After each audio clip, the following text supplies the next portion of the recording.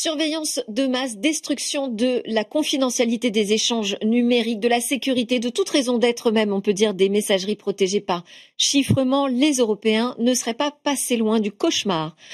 Chat Control, dispositif qui a échappé au vote prévu en octobre. Mais les discussions au sein des institutions européennes continuent. Dans une lettre ouverte envoyée aux membres du Conseil de l'Union européenne et du Parlement européen, 800 chercheurs et scientifiques expliquent pourquoi ils disent non à l'instauration de ce dispositif qui mettrait en œuvre une détection massive, automatisée des contenus que l'on s'échange via les messageries. Cette mesure est la plus controversée du projet de règlement sur le contenu relatif à des abus sexuels sur enfants, CSAM pour Child Sexual Abuse Material. Mon grand invité, Aurélien Francillon, est le porte-parole en France des scientifiques qui ont signé cette lettre ouverte contre Chat Control. Il est aussi professeur au sein du département sécurité numérique d'Eurecom, une école d'ingénieurs en sciences du numérique à Sophia Antipolis dans les Alpes-Maritimes. Il enseigne la sécurité des systèmes et réseaux.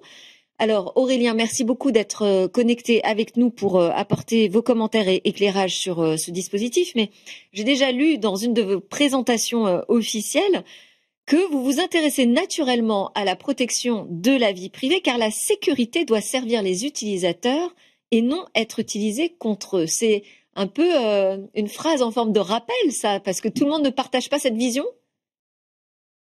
Bonjour, merci pour l'invitation déjà. Et oui, je pense que c'est un problème assez récurrent. On a toujours une tension en fait entre la sécurité des utilisateurs, la sécurité d'un État, des services de renseignement, etc. Et je pense que c'est important d'avoir un équilibre. Et on peut pas tout faire d'un côté, on va dire. Voilà. Donc, si un État a besoin c'est légitime d'avoir des services de renseignement, par exemple, ou des services de police. Mais si on leur donne accès à tout, on retombe un peu dans le cliché 1984, de la surveillance de masse de Orwell, et ça, c'est pas quelque chose qui nous intéresse. Donc là, j'ai comme le sentiment que Chat Control, c'est pas du tout la sécurité au service des utilisateurs, hein, selon vous. Il y a eu un retournement avec un retrait in extremis de l'ordre du jour du texte qui devait mettre en place, qui devait instaurer cette surveillance des messageries. Dans la déclaration commune que vous avez signée avec donc plus de 800 autres chercheurs et scientifiques, vous exprimez votre opposition, mais aussi vos inquiétudes. Mais alors, ce qui m'a frappé, c'est que vous commencez par expliquer pourquoi, finalement, ce n'est pas faisable d'appliquer ce chat control. Oui, c'est ça. En fait, il y a beaucoup de raisons pour lesquelles on pourrait être contre chat control. Nous, en tant que scientifiques, on regarde les choses assez factuellement. Il y a des raisons démocratiques, etc., auxquelles on s'oppose aussi. Mais d'un point de vue technique, en fait, aujourd'hui, il y a un problème qui vient, en fait, pour la police du fait que on commence à avoir vraiment des systèmes sécurisés aujourd'hui. Voilà. Donc, on peut plus être écouté aussi facilement qu'avant par le téléphone. On peut faire des écoutes téléphoniques, etc., ou ouvrir des courriers à la poste. Aujourd'hui, on va dire depuis une dizaine d'années, avec les téléphones deviennent de plus en plus sécurisés, et on a des applications comme WhatsApp, Signal ou Telegram dans certains contextes qui ont un vrai bon niveau de sécurité. Et en fait, les forces de police ne peuvent plus accéder à ça, à ces informations. Et en fait, aujourd'hui, si vous envoyez un message par Gmail, par exemple, ou une image sur Google Drive, les forces de police peuvent demander à Google d'accéder au contenu. Voilà, il peut y avoir un juge qui donne une autorisation et une force de police va pouvoir faire une requête légale. Et aujourd'hui, ce qui se passe, c'est que depuis une dizaine d'années, on a ces applications qui font ce qu'on appelle end-to-end encryption, c'est du chiffrement de bout en bout. C'est-à-dire que c'est chiffré d'une application à l'autre. Et que vos images, vos partagez, vos textes, ils ne sont pas disponibles pour Google ou pour Facebook, quand on parle de WhatsApp, ou pour les serveurs Signal, par exemple. Il n'y a aucune information, Signal n'a aucune information, Signal ou WhatsApp n'a aucune information à donner à une requête judiciaire. Et du coup, en fait, c'est une bonne chose pour la vie privée. Donc les informations sont vraiment protégées. On peut échanger des fichiers sans qu'il y ait le risque que, même si par exemple Facebook ou WhatsApp se fait compromettre, ou si Google perd des données ou se fait attaquer, les données sont pas présentes. D'accord ? Donc elles sont protégées. Le problème, c'est que finalement, la police dit, mais nous, on veut accéder aux données. Et en fait, le seul moyen d'accéder aux données, c'est soit de mettre des backdoors, soit d'accéder aux données sur le téléphone avant qu'elles soient chiffrées. D'accord. Mais ça nécessite du coup accéder aux données de tout le monde, même d'une manière automatique, pour pouvoir revenir dessus. Voilà. Donc ça, c'est le premier problème, c'est que du coup, les forces de police voudraient accéder au contenu du téléphone directement. Et le deuxième problème, c'est que les techniques, on ne peut pas accéder à tout le contenu et tout télécharger automatiquement sur les serveurs de la police, ça ne serait pas envisageable. Et en fait, les techniques qui permettraient de vérifier que le contenu est légitime ou illégal, aujourd'hui, on n'a pas de technique qui marche. C'est-à-dire que, peut-être on reviendra dans le détail. De manière automatisée. Ouais. C'est ça. De manière automatisée, on n'a pas de technique qui marche. Et par exemple, aujourd'hui, si on fait un petit calcul, il y a des collisions. Voilà, il y a des cas où on ratera des contenus, mais il y a des cas où des contenus vont être identifiés comme potentiellement illégaux et du coup, ils devront être envoyés à la police et pour vérification. Et on parle de centaines de millions d'images par an si on met ça au niveau de l'Europe. Donc, c'est des quantités colossales de données qui devront être envoyées à la police pour vérification. Et donc, voilà, ces algorithmes qu'on appelle des haches perceptuelles, qui sont un peu la meilleure technologie qui est en partie déployée déjà par Apple et par d'autres, en fait, ils fonctionnent très mal. Et on n'a pas vraiment de solution technique à ça. Alors, ce texte, il date pas d'aujourd'hui. Il y a eu vraiment beaucoup de discussions. Ça fait des années en fait qu'on voit Chat Control arriver comme une menace. Il a été remanié dans sa dernière version.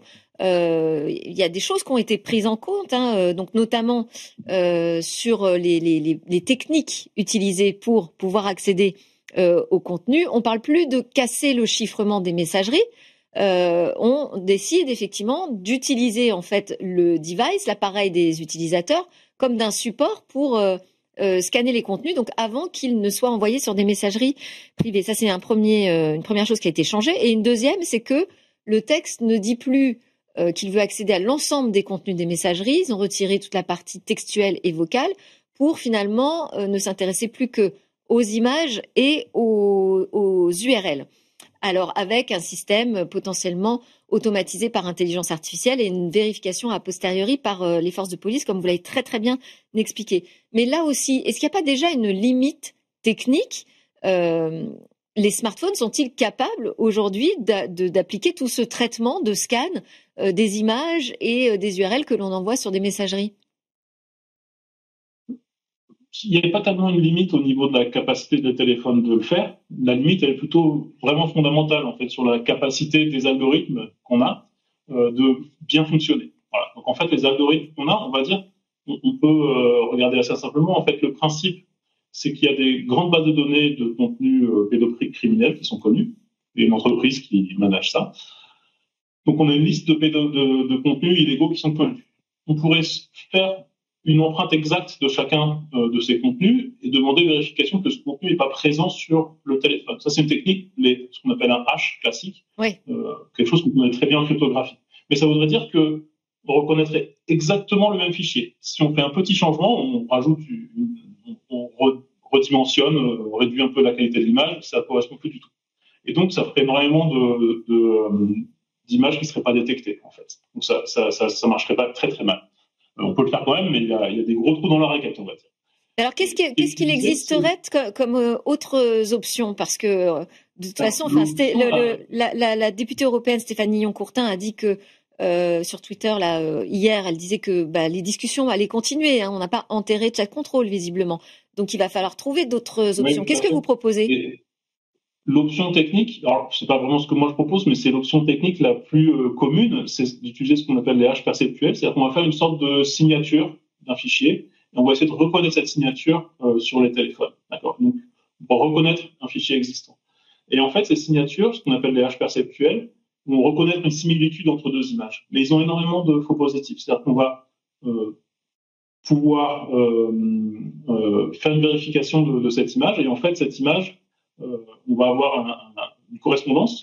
Sauf que peut-être assez souvent, si on teste 100 images, on va peut-être avoir une image qui va avoir une correspondance sur un fichier pédocriminel, alors que c'est pas du tout le cas. Et donc, ça veut dire qu'on va dire, par exemple, une image sur 100 que vous avez sur votre téléphone, elle va être envoyée à la police pour vérification. Et ça marche du coup pas bien. Et en fait, si on passe à une très grande échelle, ce phénomène s'amplifie et on peut calculer, c'est des centaines de millions d'images qui seraient envoyées à la police illégitimement, puisqu'elles sont on peut pas leur reprocher, d'accord. Et c'est assez symptomatique de ça que le texte il prévoit d'exclure les hommes politiques et les forces de police et les renseignements de ce système. C'est-à-dire que eux sont protégés parce que visiblement c'est pas acceptable pour eux d'être surveillés. Ouais. Et il y a aussi par exemple une lettre des avocats du barreau européen qui se plaignent de ça. Ils disent, nous dans notre métier il faut qu'on puisse avoir la confidentialité et là il y aura des fichiers qui seront un peu aléatoirement envoyés à la police. Il y a encore d'autres problèmes, on peut revenir sur un peu d'autres catégories de problèmes qu'il y a avec ces haches perceptuelles, si vous voulez. Oui, allez-y, je vous écoute, oui.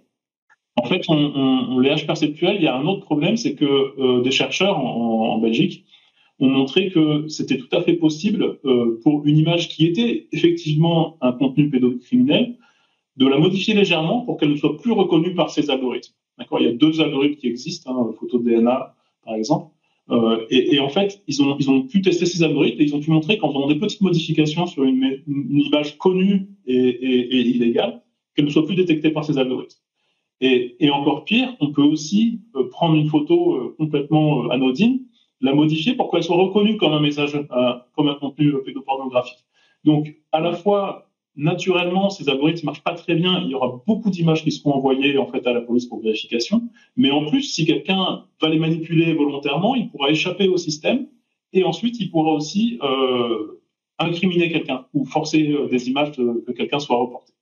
Voilà. Donc ça c'est des problèmes un peu fondamentaux et aujourd'hui technologiquement on n'a pas de solution. Ouais, ça veut dire que non seulement c'est quand même une surveillance généralisée pour tous les utilisateurs de smartphones, mais en plus ça peut être facilement contourné par les vrais pédocriminels.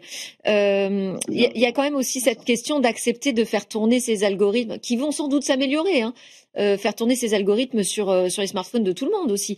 Dans la lettre, je sais plus si c'est dans la lettre, mais en tout cas, je sais que vous regrettez, et vous n'êtes pas le seul, il y a vraiment la large communauté qui regrette que les experts n'aient pas été entendus par tous ceux qui vont décider finalement de ce qu'il y aura dans ce texte, donc les décideurs publics européens. Comment est-ce que vous expliquez ça ? Ils doivent bien avoir des conseils. Qui est-ce qui murmure à leur oreille ? Tout à fait. Alors il y a des lobbyistes, il y a eu des cas de lobbyistes un peu de protection de l'enfance. Un peu excessif, voilà. Il y a eu beaucoup de lobbying. Il y a aussi eu un groupe de travail une catégorie de groupe de travail à la Commission européenne qui s'appelle les high level groups, donc des groupes de haut niveau. Donc c'est des groupes d'experts qui sont formés. Et il y en a eu un qui a été formé et qui a fait des conclusions publiques qui ont été rendues publiques il y a quelques mois. Et ce high level group, en fait, il a été fait uniquement par la direction DG Home, donc c'est en gros la direction des ministères de l'Intérieur et de la Justice. Et donc, elle a été formée uniquement avec des policiers et avec des gens du renseignement, etc. Et donc, c'était assez déséquilibré. Et il y a eu